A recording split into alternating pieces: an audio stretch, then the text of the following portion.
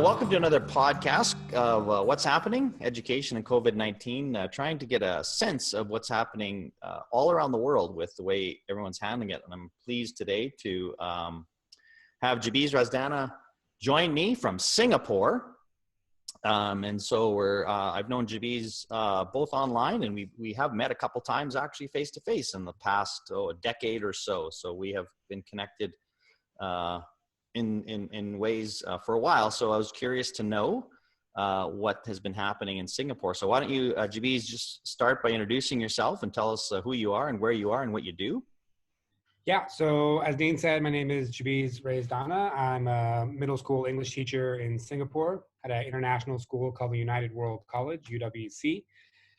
I'm also the head of grade, which is kind of a leadership role that's similar to we work with vice principals and principals to just make sure daily life for kids, like a dean of students, I guess other schools would call it. I've been here 8 years, and we are kind of on the brink of going into remote learning, which is a weird position to be in at this stage of the game where the rest of the world seems to have been doing it for quite some time. Well, and let's just start a little bit with the context of how the virus is being handled in Singapore. Most of us are hearing fairly positive things about the way the country has handled it. So just from a citizen perspective, give us sort of the overview of how it's been dealt with. Yeah, I mean, I guess we kind of not joke, but we say here that being in Singapore is probably the best, safest place that you'd want to be because we're a small island nation with a pretty thorough and organized government. So, the population is 5 million max. We're basically just a city.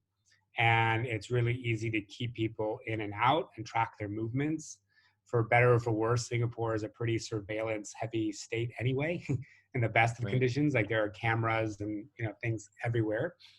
So when you shut the border down or when you close airports and track people who come in, it's really easy to do that. So we were able to, a couple of weeks ago, kind of basically the Singaporean government is tracking every case, and we get daily updates on a WhatsApp group from the government letting us know how many cases there are, how they're linked to other clusters.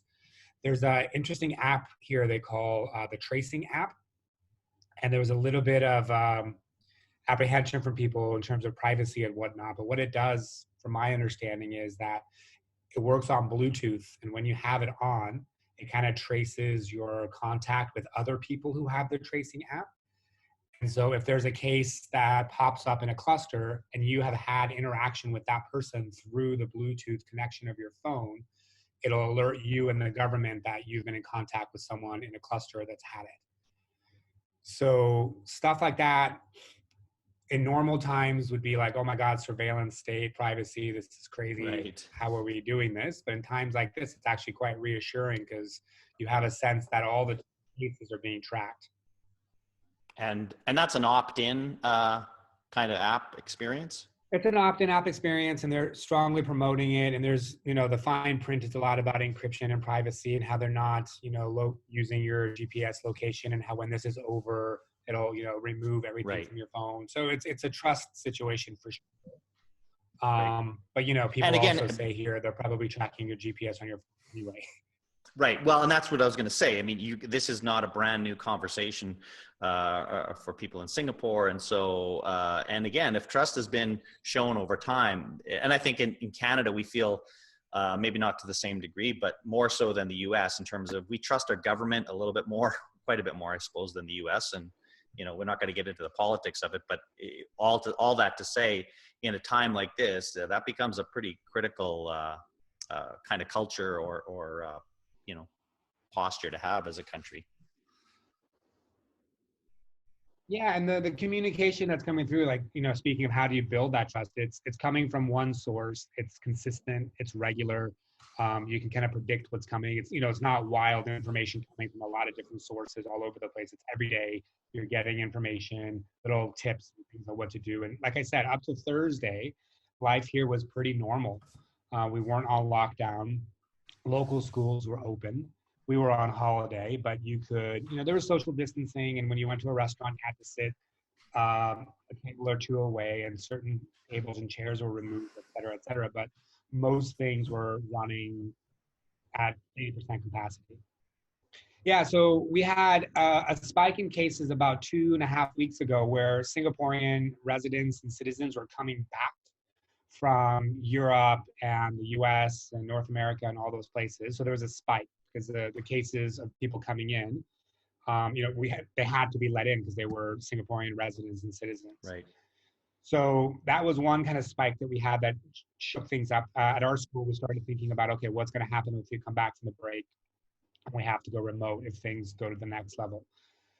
And then those cases actually evened out. Like those cases weren't that many because everyone had to be on a 14-day self-home, what do you call it, SHN, stay-home notice. Right. And that's another thing. Like some of those people were actually put up in hotels by the government. They were taken straight from the airport to a hotel and forced to stay there for 14 days. So the quarantine and the stay-home notices were pretty strict and monitored by the government. But then I think, I don't know, I think the looseness, the local cases then started to spike. So we were looking at like 18 cases a day. That was pretty normal. And then suddenly we were looking at about 30, 36 new cases a day. And then now it's about 50, 60. And those 50, 60 cases a day, about half of them are linked to known clusters, and the other half are connected to unknown clusters. And I think that's what's scaring the government, that those unknown clusters then can kind of multiply. So the Prime Minister called this like a circuit breaker of trying to just take 4 weeks of just making sure that there are no unknown clusters. So from now until May 4th, we're going on kind of an essentials only business is open and everyone is being asked to stay at home. All right, so let's talk about what that means for you and your school and so forth. Now, again, being an independent or a private school, you perhaps got a little bit more autonomy than others. But so, what are the expectations for teachers on your campus as far as what this is going to look like for the next month or longer? Yeah, I mean, I think we're lucky in a couple of ways. One, we've been watching what's been happening in schools around the world, particularly in our region, like Hong Kong and China, and even Taiwan to a certain extent, have been on remote learning, some of them for 8 or 9 weeks. And so we're recognizing some of the optimism and intentionality at the start, and then realizing what that looks like 8 weeks later. So I think for us, our number one priority is reconnecting our community, making sure that our students feel like there's a place where they belong, a place where they feel safe. We don't want to get into the habit of families or students feeling stressed that they have a science test due next week. That students are interacting with each other, they're interacting with their teachers, and we have a community that feels like it's moving through this together. So what that looks like exactly, I'm not sure. It's probably going to be a variety of different things. But we have said, we're going to try to move through 60%, even 70% less academic content than we normally would. That's the least of our priorities at this point. Right. And I mean, it's a similar message that I'm hearing and everybody that I talk to. So that's always great. That's always good to hear. I'm wondering so far, especially in terms of leadership or any other folks, what supports or messaging have you been most grateful for? Maybe it's, certainly tied to what you've already said, but if there's anything specific you said, boy, that when I heard this, that really made me feel good or feel like we'll be okay. Yeah, I think the tricky part is there's, when this happened, as often happens on Twitter and social media and the internet, so many resources popped up all of a sudden of, here's a 30-day challenge, or here's what you can do for this. And it's sometimes overwhelming and it's not the right context to just grab those things. So we had to go through our own process of what does this look like for us? So before our holiday, we had 2 days where we got together and, by department and by different divisions and looked at what is this going to look like for us? And, it felt like reinventing the wheel to a certain extent, like making resources and guideline websites for parents and students and for teachers. But I think you have to go through that as an institution to figure out what do we need to do in our context to make this work, as opposed to just grabbing random resources and thinking it's going to work in your context. So the messaging from our leadership has just been like I said, it's been calm. It's been, listen, we trust you as professionals, and what do you think we should do, as opposed to things being top down. And then working in smaller departments of saying, even within a school, even within a division, like drama class is going to look different than math class. It's going to look different than English For class. sure. And Right. how do you want to do it to make sure that the kids have the most engaging experience, as opposed to trying to get through content or keeping things normal, as you know, as normal as they can be. Right, right. So, and again, I know you have probably a lot of advantages in terms of technology and whatnot. But as you sort of think ahead to the next 4 weeks, 6 weeks, whatever, what are you most concerned about? Just saying, Jim, I'm a little concerned that this is going to go, or that that this may become an issue. I mean, we have, I think, 11 weeks of school left, so it's not like we're planning an entire year of remote learning. I think that's important to remember. Like we just want to keep things moving, and have engagement from students for 11 weeks, and that's not that much time in the grand scheme of things. We are, when I mentioned that we're not doing things that other people are doing just for the sake of doing them. One lesson that seems to come across is that synchronous um, teaching hasn't really been working, that idea of students following their normal timetable. However, that's how we've chosen to start. And, I feel like there is a need to start that way, especially for us, because we just had a holiday and it's going to be really weird to get kids out of holiday mode into school mode, whatever that means right now. But I can't imagine that lasting for very long, because again, hearing from stories from other schools saying that's not the way to go. Um, but having a middle schooler and a fourth grader myself at home, I feel like they need a little bit of a kickstart in terms of routines and habits and schedules. Because we've been just hanging out doing nothing, and now how do you interact with school if it's not going to be synchronous, at least at the start? So while I've heard stories that the synchronous model is not ideal, that's what we've chosen to start with as a school. And I'm wondering, how long do we do that before we realize, okay, this is a bit much, let's back off. Yeah, and that's the reality, is that there's nobody that's an expert in this. Like nobody, even though people are very kind to share, there's nobody out there that says, oh, I've got, this is what to do. And so even though you raise a good point, people are saying, well, this might not be the best road. Everybody's going to have to shift and adjust along the way. So that's just I think we have to come to accept that. Now, I know that you mentioned you've been on a break for a couple of weeks, and so you haven't really had a chance to dive into this, but as a question, I just am curious about, like, is there something that you're either looking forward to, or you're wondering about, just as a dad and a family at home, about how your day is going to go? Like, is there something that you're kind of either looking forward to, or just think is going to be curious in terms of your own kids or yourselves as you head into this? There's a lot of things in terms of, I think this whole virus with the globally has kind of highlighted or tried to bring about the essence and the things that we really value. And so education is no different, right? So it's really looking at what kinds of conversations am I having with my own kids about their learning? Because when it's kind of the business as usual, we're a family where both parents are teachers and both kids are immersed in school life, and it's just go, go, go. And there's very little time to sit and talk about what they're thinking and what they're learning in school. It's more like, okay, did you get your homework done? Are you ready to go? Is your lunch packed? And you're just kind of chugging along at a pretty breakneck speed. However, now if we do get to a model where things are a little bit slower, and there are times where hopefully we can have deeper conversations about not necessarily content, but what is it that's sticking? I think we'll be able to see that more with our kids, right? So what are they asking questions about? What are the things they might need help with?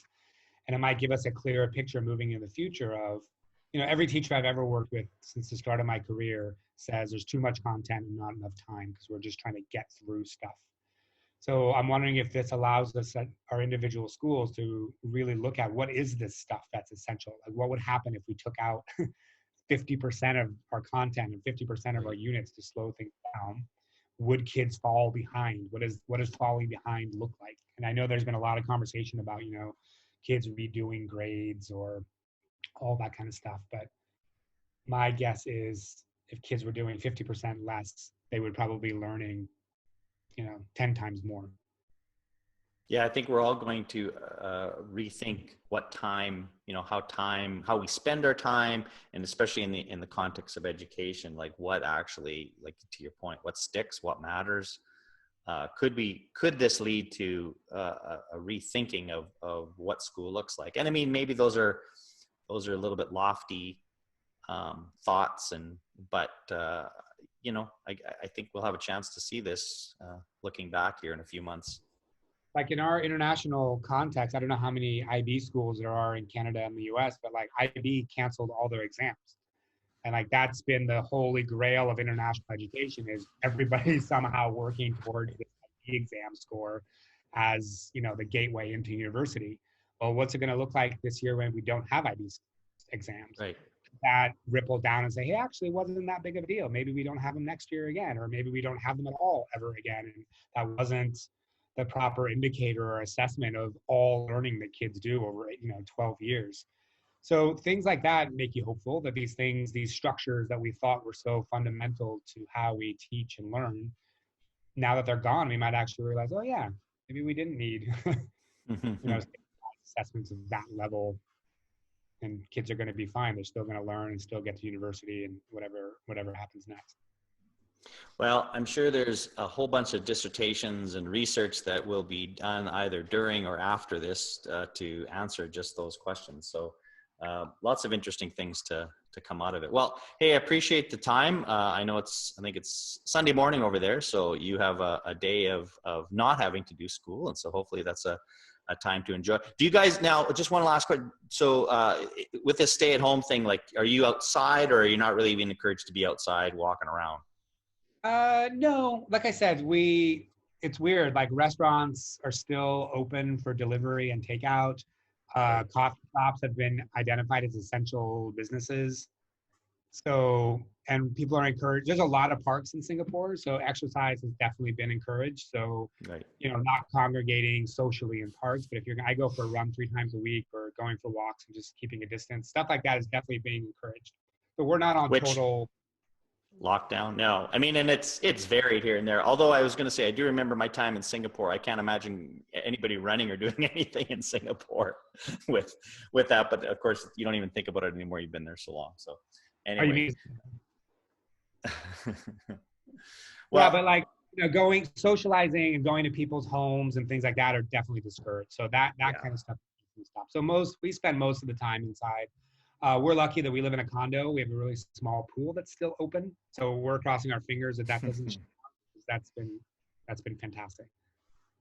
Well, anyway, I appreciate you taking the time, Jabiz, to chat, and I'll share this with others, and you can too. So I hope all things go well for you in the next little while. And are you planning to be back stateside? Was that the plan? No, not this summer. We weren't planning on coming back this summer anyway. Oh, okay. So okay. We're hoping to come during Christmas. We'll see how it goes. All right. Well, hope things go well for you. Take care. All the best to you, your family, and your team. You too. All right. Bye.